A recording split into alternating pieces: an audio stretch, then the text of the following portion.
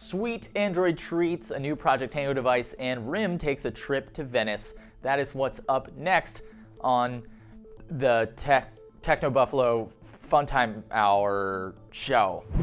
How's it going, guys? Mark Bursteiner here. I'm super stoked to be bringing a weekly news recap back to the channel, but I don't have a name for it just yet. I thought it would be super fun as a kind of like first act of solidarity with you guys as the community to work together to come up with a name for the show. So just to get your juices flowing, like The Download, The Sync, News Night with Mark Bursteiner, Funtime Tech Hourville, you know, stuff like that. So let me know in the comments what names you guys think will work. We'll start narrowing it down from there. In the meantime, let's get started. First up, Android M.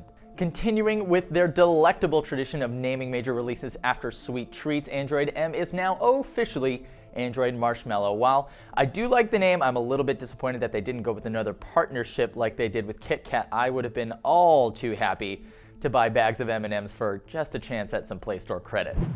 This week, Intel unveiled a brand new flagship Project Tango device featuring their new 3D RealSense tech.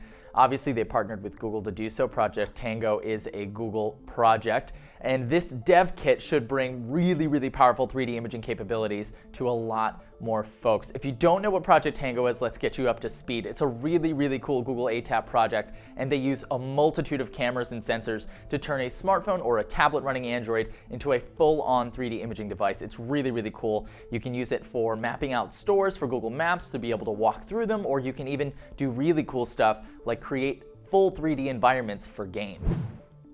I love Chrome, you guys. It's my default browser, and I'm on a Mac, but on a Mac, it can get really heavy and sluggish at times. Luckily, Chrome 46, which you can currently test drive through Chrome's alpha channel, Chrome Canary, seems to have alleviated the major memory leaks and sluggishness that are associated with Chrome for the most part, which brings it up to par with Safari in terms of performance. Of course, you can go ahead and grab Canary at the link right down there below in the description.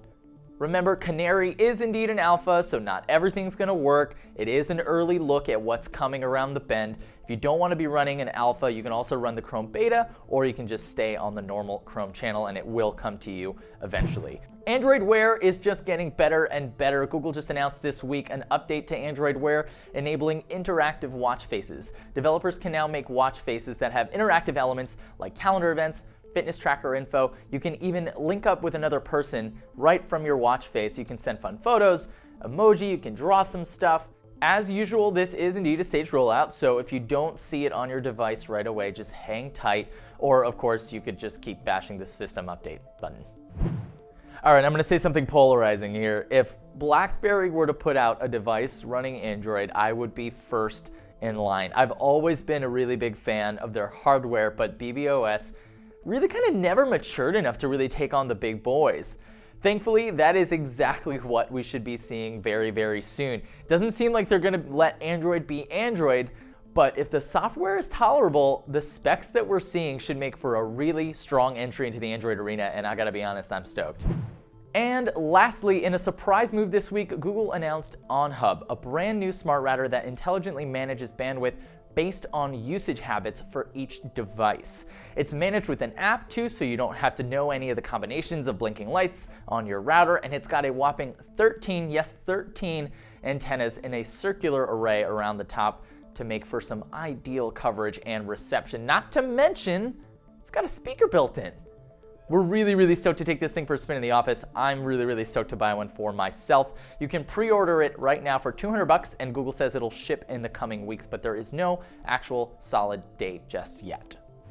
Let me know what you guys think about the format of this new show. I really want this one to feel like we created it together, so I'd really love to be able to give you a quick snapshot of what happened in the world of tech for those of you who don't really have the time to keep your finger on the pulse throughout the week. So let me know what you think. Longer, shorter, more stories, fewer stories. Do you want to see gaming stuff? Do you want to see entertainment stuff too? And definitely don't forget to let me know what you think the show should be called down there in the comments. You can catch links to all the stories that we covered today in the description, and you can, of course, just go ahead and leave us a like if you enjoyed the show, and you can hit that subscribe button if you'd like me to personally text message you every single time a new video goes up. I'm not actually going to do that. Thank you guys so much for watching, and I'll catch you in the next video.